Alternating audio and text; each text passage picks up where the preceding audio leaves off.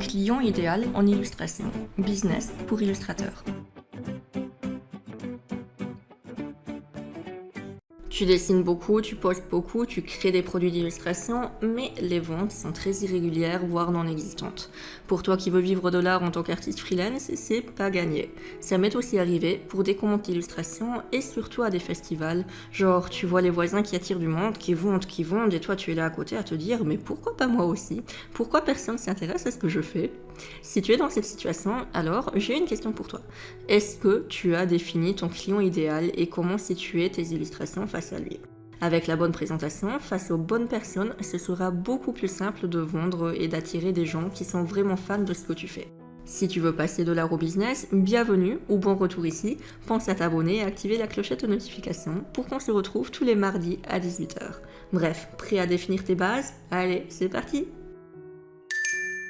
Quel est ton positionnement? Avant de savoir où, comment et à qui vendre, c'est important de savoir comment toi, tu veux te positionner. Qu'est-ce que tu crées? C'est un concept très répandu en entrepreneuriat d'avoir une phrase spécifique qui te permet de te positionner clairement pour que les gens sachent exactement ce que tu fais. Pour toi aussi en tant qu'artiste, comment peux-tu décrire tes créations en une phrase?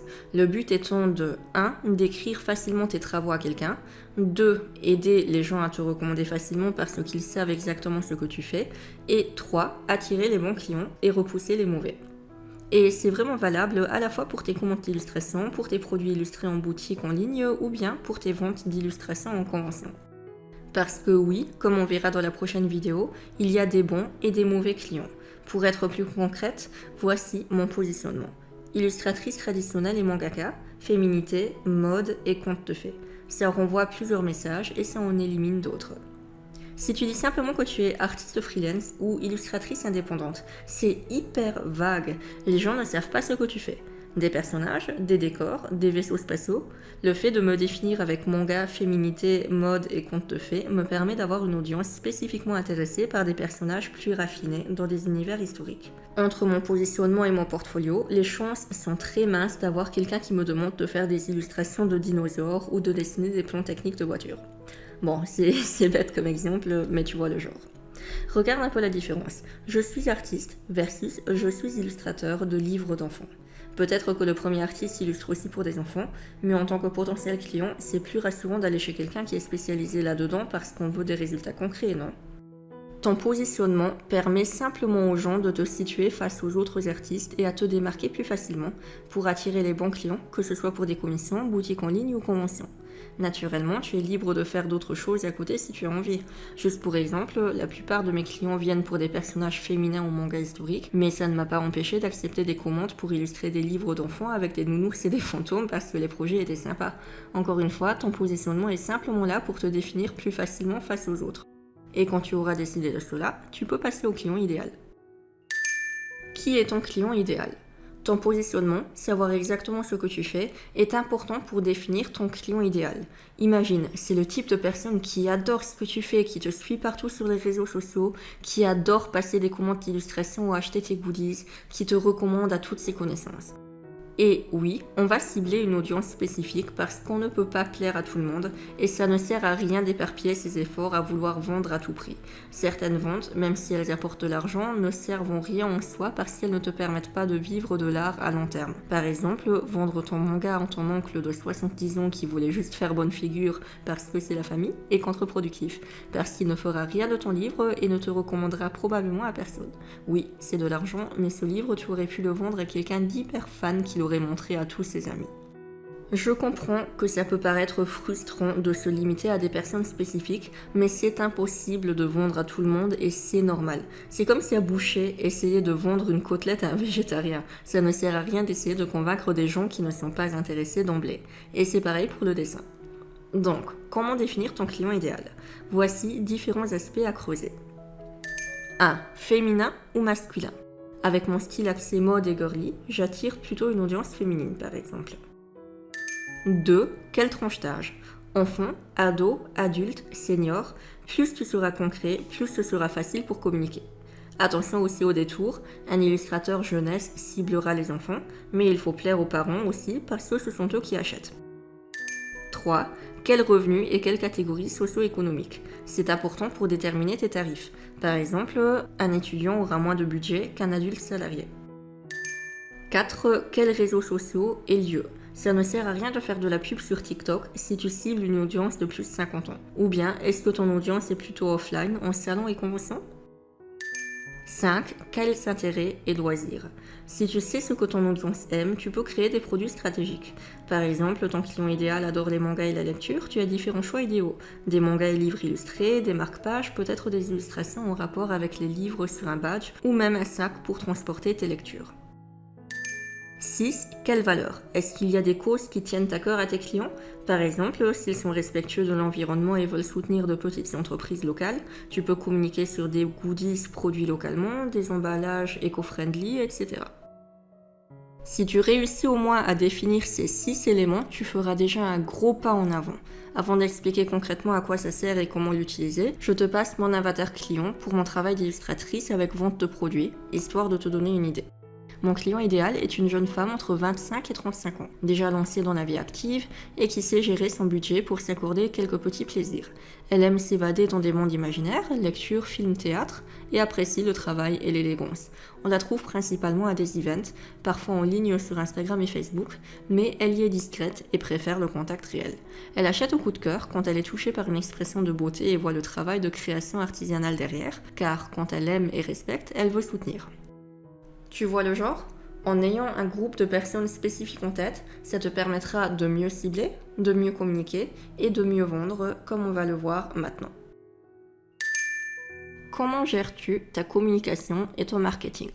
Avec ton client idéal en tête, tu pourras prendre des décisions plus faciles au service de ta petite entreprise créative et des attentes réelles de ton audience. Tu peux adapter différents éléments. Premièrement, communication. Comment est-ce que tu t'adresses aux gens? Quel ton est-ce que tu adoptes sur ton site web et tes réseaux sociaux? Tutoiement ou vouvoiement? Familier ou formel? Emojis ou non? Un illustrateur corporate qui bosse avec des managers et cadres d'entreprise pourrait être plus pro et formel, alors qu'un dessinateur jeunesse aurait un ton plus familier adapté aux jeunes. Ensuite, endroit. Où vas-tu concentrer tes efforts pour rencontrer ton client idéal?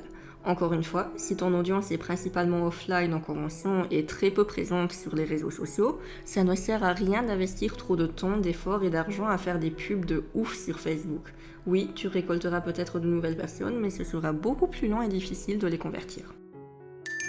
Il y a aussi tout ton branding, ta présentation, ton identité visuelle. Quels sont les goûts de ton client idéal? Qu'est-ce qui l'attire? Ça te permet de renvoyer une image forte et attirante. Dans mon cas, je sais que mon stand avec nappe en dentelle rose pastel va attirer plus de femmes. Et mon client idéal est sensible aux détails, au petit côté luxe et raffinement, donc mes prints sont tous signés à la main et mis en valeur sur du papier texturisé, protégé dans un emballage brillant. Ça peut paraître inutile pour certains, mais ça renvoie cette image que non, ce n'est pas qu'un bout de papier photocopié, c'est un tirage soigné jusqu'à l'emballage. En parlant de produits, ça te permettra également de fixer tes tarifs et tes offres plus facilement. Combien ton audience est-elle prête à investir et quels produits est-elle prête à acheter? Pour des produits, disons que tu t'adresses à de jeunes ados, mais ton artbook est une édition ultra de luxe avec couverture dorée à 75 €. Est-ce réaliste? Un autre format ne serait-il pas plus judicieux, peut-être moins classe mais plus abordable et dans leur zone de confort? Pareil pour tes commissions affichées sur ton site. Tes offres seront différentes selon à qui tu t'adresses. Avoir des affiches à 50 € ne paraîtra pas sérieux pour des entreprises, tout comme des illustrations à 2000 € ne serviront à rien à des particuliers qui veulent juste un dessin de leur chien. Si tu ne vends pas bien, ce n'est pas forcément que ton produit est mauvais, c'est souvent qu'il est inadapté à l'audience que tu as définie ou que tu as oublié de définir. Et comme tu vois, énormément de choses vont dépendre de comment tu définis ton client idéal, ta communication, tes tarifs, tes offres, ton branding et bien plus.